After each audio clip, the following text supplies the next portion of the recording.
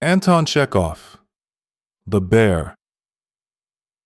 Characters: Elena Ivanovna Popova, a landowning little widow with dimples on her cheeks. Grigory Stepanovich Smirnov, a middle-aged landowner. Luka, Popova's aged footman. A drawing room in Popova's house. Popova is in deep mourning and has her eyes fixed on a photograph.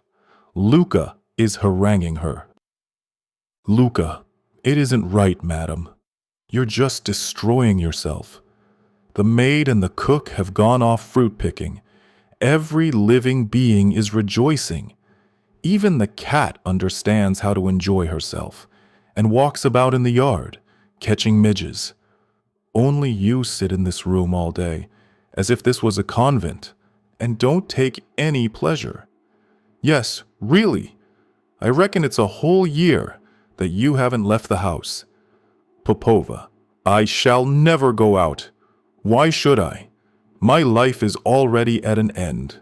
He is in his grave, and I have buried myself between four walls. We are both dead. Luka. Well, there you are. Nikolai Mikhailovich is dead. Well, it's the will of God, and may his soul rest in peace. You've mourned him, and quite right. But you can't go on weeping and wearing mourning forever. My old woman died too, when her time came. Well, I grieved over her. I wept for a month, and that's enough for her. But if I've got to weep for a whole age, well, the old woman isn't worth it. You've forgotten all your neighbors. You don't go anywhere, and you see nobody. We live, so to speak, like spiders, and never see the light. The mice have eaten my livery. It isn't as if there were no good people around, for the district's full of them. There's a regiment quartered at Riblov, and the officers are such beauties. You can never gaze your fill at them. And every Friday, there's a ball at the camp, and every day the soldiers' band plays. Hey, my lady, you're young and beautiful, with roses in your cheek, if you only took a little pleasure. Beauty won't last long, you know. In 10 years' time, you'll want to be a peahen yourself among the officers, but they won't look at you. It will be too late. Popova, I must ask you never to talk to me about it. You know that when Nikolai Mikhailovich died, life lost all its meaning for me. I vowed never to the end of my days to cease to wear mourning, or to see the light. You hear? Let his ghost see how well I love him. Yes, I know it's no secret to you that he was often unfair to me, cruel, and even unfaithful. But I shall be true till death, and show him how I can love. There, beyond the grave, he will see me as I was before his death. Luka, instead of talking like that, you ought to go and have a walk in the garden, or else order Toby or Giant to be harnessed, and then drive out to see some of the neighbors. Popova, oh, Luka, madam, dear madam, what is it? Bless you, Popova. He was so fond of Toby. He always used to ride on him to the Korchagins and Vlasovs. How well he could ride! What grace there was in his figure when he pulled at the reins with all his strength. Do you remember? Toby, tell them to give him an extra feed of oats. Luka, yes, madam. Popova, who's that? Tell them that I receive nobody. Luka, yes, madam. Popova, you will see, Nicholas, how I can love and forgive. My love will die out with me.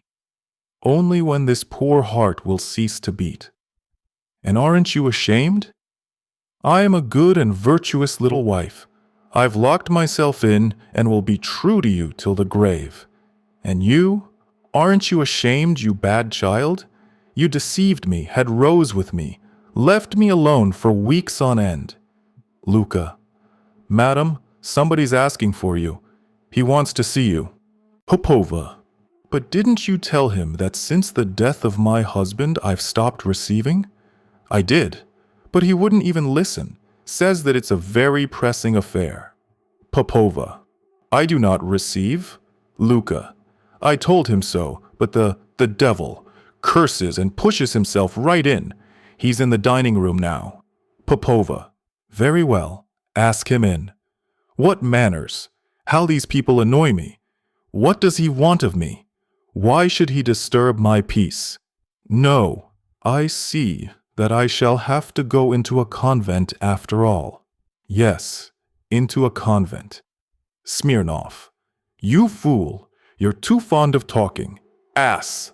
Madam, I have the honor to present myself. I am Grigory Stepanovich Smirnov, landowner and retired lieutenant of artillery. I am compelled to disturb you on a very pressing affair. Popova. So, what do you want? Smirnov. Your late husband, with whom I had the honor of being acquainted, died in my debt for 1,200 rubles on 2 bills of exchange. As I've got to pay the interest on a mortgage tomorrow, I've come to ask you, madam, to pay me the money today. Popova. 1,200. And what was my husband in debt to you for? Smirnov. He used to buy oats from me. Popova. So don't you forget, Luca, to give Toby an extra feed of oats.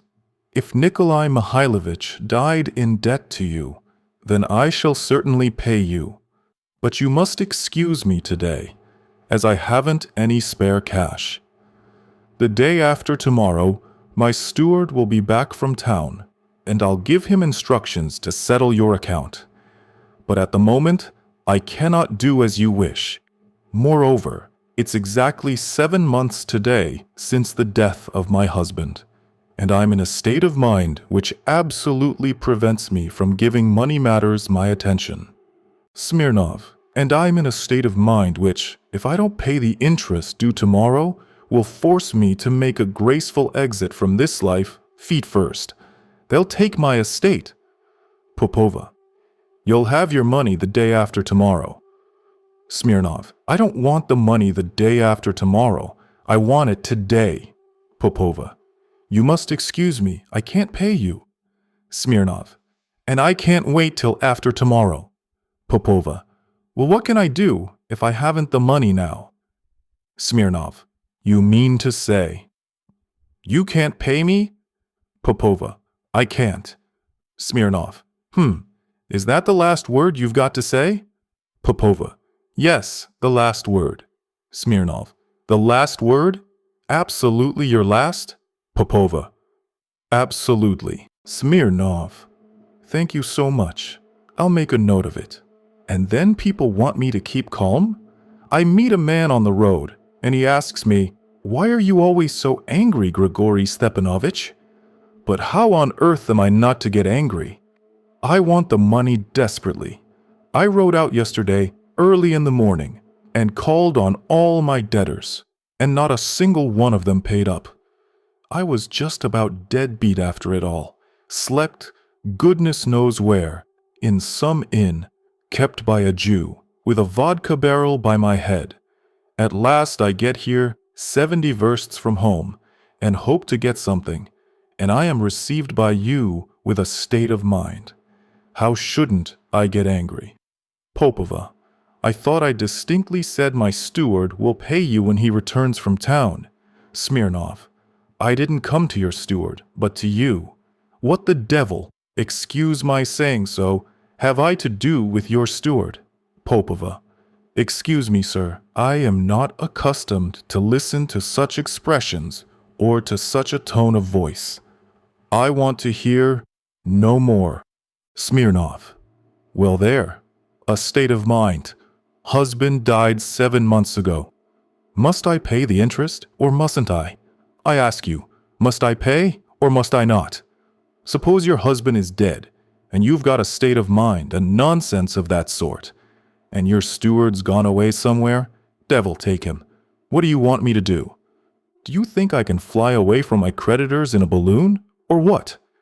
Or do you expect me to go and run my head into a brick wall? I go to Grustev, and he isn't at home. Yarashevich has hidden himself. I had a violent row with Kuritsyn and nearly threw him out of the window. Mazugo has something the matter with his bowels, and this woman has a state of mind. Not one of the swine wants to pay me. Just because I'm too gentle with them, because I'm a rag, just weak wax in their hands. I'm much too gentle with them. Well, just you wait. You'll find out what I'm like. I shan't let you play about with me. Confound it. I shall jolly well stay here until she pays. Brer! How angry I am today. How angry I am. All my inside is quivering with anger, and I can't even breathe. Phoo! My word, I even feel sick. Waiter, Luka, what is it? Smirnov, get me some kvass or water. What a way to reason. A man is in desperate need of his money, and she won't pay it because, you see, she is not disposed to attend to money matters. That's real silly feminine logic. That's why I never did like and don't like now to have to talk to women. I'd rather sit on a barrel of gunpowder than talk to a woman. Brer! I feel quite chilly, and it's all on account of that little bit of fluff. I can't even see one of these poetic creatures from a distance without breaking out into a cold sweat out of sheer anger. I can't look at them. Luka, Madam is ill and will see nobody. Smirnov, get out. Ill and will see nobody. No, it's all right. You don't see me. I'm going to stay and will sit here till you give me the money. You can be ill for a week if you like, and I'll stay here for a week. If you're ill for a year, I'll stay for a year. I'm going to get my own, my dear. You don't get at me with your widow's weeds and your dimpled cheeks. I know those dimples. Simeon, take 'em out. We aren't going away at once. I'm staying here. Tell them in the stable to give the horses some oats. You fool. You've let the near horse's leg get tied up in the reins again. Never mind. I'll give it you. Never mind. Oh, it's bad. The heat's frightful. Nobody pays up. I slept badly, and on top of everything else, here's a bit of fluff in morning with a state of mind. My head's aching. Shall I have some vodka? What? Yes, I think I will. Waiter, Luka, what is it? Smirnov, a glass of vodka. Oof! I must say I look well. Dust all over, boots dirty, unwashed, unkempt, straw on my waistcoat. The dear lady may well have taken me for a brigand. It's rather impolite to come into a drawing room in this state, but it can't be helped. I am not here as a visitor, but as a creditor, and there's no dress specially prescribed for creditors. Luka, you allow yourself to go very far, sir. Smirnov, what? Nothing. I really... Smirnov, whom are you talking to? Shut up. Luka, the devil's come to stay. Bad luck that brought him. Smirnov, oh, how angry I am. So angry that I think I could grind the whole world to dust. I even feel sick. Waiter, Popova. Sir, in my solitude I have grown unaccustomed to the masculine voice, and I can't stand shouting. I must ask you not to disturb my peace. Smirnov, pay me the money and I'll go. Popova, I told you perfectly plainly I haven't any money to spare. Wait until the day after tomorrow. Smirnov, and I told you perfectly plainly I don't want the money the day after tomorrow, but today. If you don't pay me today, I'll have to hang myself tomorrow. Popova, but what can I do if I haven't got the money? You're so strange. Smirnov, then you won't pay me now, eh? Popova, I can't. Smirnov, in that case I stay here and shall wait until I get it.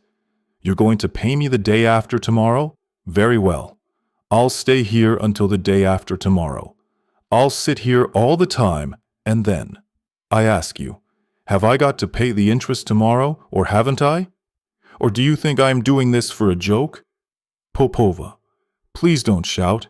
This isn't a stable. Smirnov, I wasn't asking you about a stable, but whether I'd got my interest to pay tomorrow or not. Popova, you don't know how to behave before women. Smirnov, no, I do know how to behave before women. Popova, no, you don't. You're a rude, ill-bred man. Decent people don't talk to a woman like that. Smirnov, what a business. How do you want me to talk to you? In French or what? Madame, je vous prie. How happy I am that you don't pay me. Ah, pardon. I have disturbed you. Such lovely weather today. And how well you look in mourning. Popova, that's silly and rude. Smirnov, silly and rude. I don't know how to behave before women. Madam, in my time I've seen more women than you've seen sparrows. 3 times I've fought duels on account of women. I've refused 12 women, and 9 have refused me. Yes, there was a time when I played the fool, scented myself, used honeyed words, wore jewelry, made beautiful bows. I used to love, to suffer, to sigh at the moon, to get sour, to thaw, to freeze. I used to love passionately, madly, every blessed way. Devil take me. I used to chatter like a magpie about emancipation, and wasted half my wealth on tender feelings. But now, you must excuse me. You won't get round me like that now. I've had enough. Black eyes, passionate eyes, ruby lips, dimpled cheeks, the moon, whispers, timid breathing. I wouldn't give a brass farthing for the lot, madam. Present company always accepted. All women, great or little, are insincere, crooked, backbiters, envious, liars to the marrow of their bones, vain, trivial, merciless, unreasonable, and, as far as this is concerned, excuse my outspokenness, a sparrow can give 10 points to any philosopher in petticoats you like to name. You look at one of these poetic creatures, all muslin, an ethereal demi-goddess. You have 1,000,000 transports of joy. And you look into her soul and see a common crocodile. But the most disgusting thing of all is that this crocodile, for some reason or other, imagines that its chef d'oeuvre, its privilege and monopoly, is its tender feelings. Why, confound it, hang me on that nail feet upwards, if you like, but have you met a woman who can love anybody except a lapdog? When she's in love, can she do anything but snivel and slobber? While a man is suffering and making sacrifices, all her love expresses itself in her playing about with her scarf and trying to hook him more firmly by the nose. You have the misfortune to be a woman. You know from yourself what is the nature of woman. Tell me truthfully, have you ever seen a woman who is sincere, faithful, and constant? You haven't. Only freaks and old women are faithful and constant. You'll meet a cat with a horn or a white woodcock sooner than a constant woman. Popova.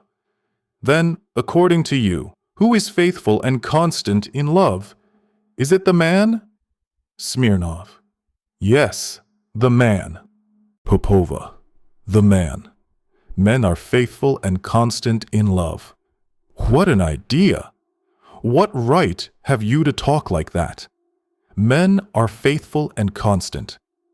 Since we are talking about it, I'll tell you that of all the men I knew and know, the best was my late husband. I loved him passionately with all my being, as only a young and imaginative woman can love. I gave him my youth, my happiness, my life, my fortune. I breathed in him. I worshipped him as if I were a heathen. And what then? This best of men shamelessly deceived me at every step. After his death, I found in his desk a whole drawer full of love letters. And when he was alive, it's an awful thing to remember. He used to leave me alone for weeks at a time and make love to other women and betray me before my very eyes. He wasted my money and made fun of my feelings. And in spite of all that, I loved him and was true to him. And not only that, but now that he is dead, I am still true and constant to his memory. I have shut myself forever within these four walls, and will wear these weeds to the very end. Weeds, I don't understand what you take me for. As if I don't know why you wear that black domino and bury yourself between four walls. I should say I did. It's so mysterious, so poetic. When some junker or some tame poet goes past your windows, he'll think, there lives the mysterious Tamara, who, for the love of her husband, buried herself between four walls. We know these games.